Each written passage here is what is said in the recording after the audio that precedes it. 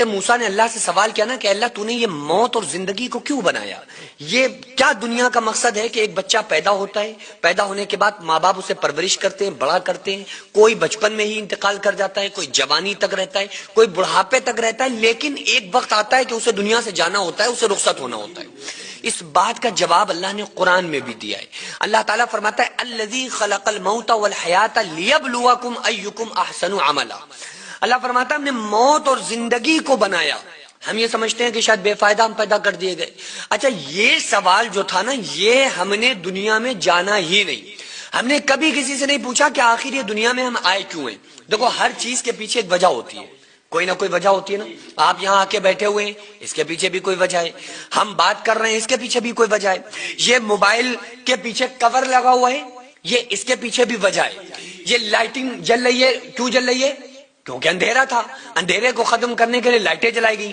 غرض کے دنیا کے ہر کام کے پیچھے کوئی نہ کوئی وجہ ہوتی ہے، لیکن دنیا کا جو سب سے بڑا کام تھا وہ یہ تھا کہ اللہ تو نے ہمیں پیدا کیوں کیا؟ صرف کمانے کھانے کے لیے، بڑے گھر بنوانے کے لیے، پھر مر جانے کے لیے؟ تو نے کیوں پیدا کیا؟ یہ سب سے امپورٹنٹ سوال تھا، لیکن افسوس یہ سوال کا جواب نہ والدین نے بتایا، نہ ٹیچر نے بتایا، نہ دوستوں نے بتایا، نہ رشتہ دار، کسی نے نہیں بتایا، لیکن جس نے پیدا کیا ہے نا اس نے بتایا۔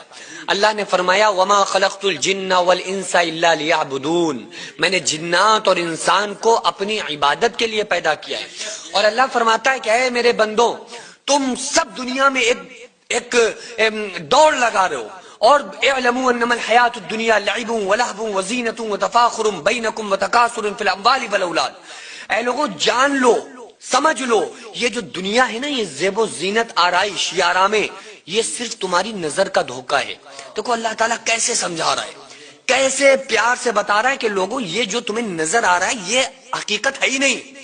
اللہ نے قرآن میں مثال دے کر فرمایا کہ یہ دنیا جس کو تم دیکھتے ہو اور اس کو پانے کی خواب دیکھتے ہو اور اس کی طلب میں لگ جاتے ہو، یہ تو وہ دنیا ہے، ایسے ہے اللہ قرآن میں فرما رہا ہے جیسے تم سڑک پہ راستے میں چلتے ہو تو تمہیں روڈ پر دور تمہیں پانی نظر آتا ہے روڈ پر، لیکن جب تم روڈ کے بالکل قریب پہنچتے ہو نا آگے تو وہ پانی وہاں نہیں ہوتا، وہ پانی پھر اور دور ہو جاتا ہے۔ تو اللہ فرما رہا ہے اسی طرح سے تم دنیا کی طلب میں لگے ہوئے ہو، دنیا تمہارے ہاتھوں سے نکلتی جا رہی ہے اور تم دنیا کو پانے کی طلب میں دنیا کے پیچھے پیچھے دوڑتے جا رہے ہو۔ تو اللہ نے فرمایا زیب و زینت، آرائش جو دنیا میں عیش و عشرت دیکھ رہے ہو، اس کی کوئی حقیقت نہیں ہے۔ اللہ فرما رہا ہے تمہیں دھوکے میں ڈالنی یہ چیزیں، یہ مت کرو۔ یہ موت اور زندگی کو اللہ نے ایک مقصد کے لیے بنایا ہے، اور اس مقصد کا ذکر اللہ تعالیٰ نے سورہ ملک کی دوسری آیت میں کرتے ہوئے فرمایا الذی خلق الموت والحیات لیبلوکم ایکم احسن عملا، کہ اللہ فرماتا ہے ہم نے موت کو اور زندگی کو بنایا اس لیے تاکہ ہم دیکھیں گے، آزمائیں گے تم میں اچھے عمل کون کرتا ہے۔ یہاں پہ زیادہ عمل کی ریکوائرمنٹ اللہ نے نہیں کی، یہ نہیں بتایا کہ ہم دیکھیں گے زیادہ کون کرتا ہے، نہیں، اللہ نے کہا ہم یہ دیکھیں گے اچھے عمل کون کرتا ہے۔ ہمارا تھوڑا عمل جو روز کیا جائے وہ اچھا ہے، کبھی کبھی کے بہت سے عملوں سے، تو تھوڑا عمل ہم روز کریں، یہ نہیں کہ ایک دن آ گئی شب برات تو پوری رات ہم نے عبادتیں کر لیں، شب قدر میں خوب روئے دھوئے پوری سال پھر چھٹی، یہ نہیں، روزانہ اللہ کو یاد کرنا، اللہ کا ذکر کرنا، یہ اللہ دیکھے گا کہ تم میں اچھے عمل کون کرتا ہے۔ اور اللہ تو فرما رہا ہے کہ اے میرے بندو دنیا میں فکر مند کیوں ہوتے ہو، کیوں پریشان ہوتے ہو؟ تم دیکھو اے میرے بندو تم سب فقیر ہو۔ اللہ فرما رہا ہے کہ اگر تم مجھے پالو گے تو میرے خزانے تمہارے ساتھ ہوں گے، تو کیا ہوگا؟ تمہاری غریبی دور ہو جائے گی۔ اللہ فرماتا ہے جب اگر تمہارے پاس رہنے کے لیے گھر نہیں ہے، مکان نہیں ہے، تم اکیلے پڑ گئے ہو تو مجھے پالو۔ اللہ فرماتا ہے جب تم مجھے پالو گے تو کیا ہوگا؟ میرے فرشتے ہیں وہ تمہارے ساتھی بن جائیں گے، تو میرے فرشتے تمہارے ساتھ، تمہارا اکیلاپن دور ہو جائے گا۔ اللہ فرماتا ہے غرض کے مجھے پالو، سب کچھ جو کچھ میرے پاس ہے وہ سب تمہارا، دنیا میں کسی چیز کی خواہش نہیں رہے گی۔ ہم نے کیا کیا؟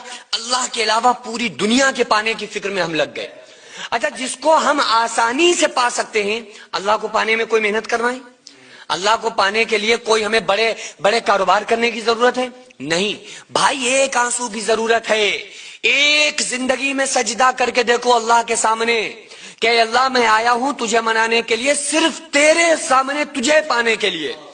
لیکن نماز پڑھنے والا نماز پڑھ رہا ہے، وہ یہ سمجھ کے کہ بس اللہ کی طرف سے فرض ہے، لاؤ جلدی سے ادا کر لیں. نہیں، کبھی ایک سجدے کی ہمیں توفیق نہیں ہوتی کہ اللہ یہ سجدہ ہم صرف تجھے منانے کے لیے کر رہے ہیں. کیا ہے؟ کبھی نہیں کرتے ہیں. ہم ایک روا روی سے ایک ہماری زندگی گزر رہی ہے، بس جدھر کو ہمارا رخ کر دیا گیا سب نے ایک بات بتائی ہوئی ہے، پیسہ پیسہ پیسہ پیسہ. پیسہ ہے تو سب کچھ ہے، پیسہ نہیں ہے تو کچھ بھی نہیں. ہم دیکھتے بھی اپنی آنکھوں سے یہی ہے کہ جو غریب ہیں ان کے بچیوں کی شادیاں نہیں ہو رہی ہیں، جو غریب ہیں ان کو کوئی سلام کا جواب نہیں دیتا ہے ٹھیک سے، اور امیروں کے پاس لوگ جا رہے ہیں، ان سے رشتے جوڑ رہے ہیں. تو یہ چیزیں ہم نے اس لیے ہمارے سامنے آ گئی کیونکہ دنیا نے ہمارے سامنے پیسے کو پروموٹ کیا. لیکن کبھی کسی بزرگ نے، اللہ والے نے پیسے کو کوئی ذرہ برابر بھی امپورٹنس دیے نہیں دیے. اللہ والوں نے تو دنیا کو چھوڑ دیا، ترک کر دیا. انہوں نے کیا کیا؟ اللہ کو پا لیا. جب انہوں نے اللہ کو پایا تو اللہ نے کیا کیا؟ اللہ فرماتا ہے کہ جب تم مجھے پالو گے تو میں پوری کائنات کو میں تمہارا غلام بنا دوں گا. پھر پوری کائنات غلامی میں آ جاتی ہے. اس لیے اللہ کو پاؤ. اللہ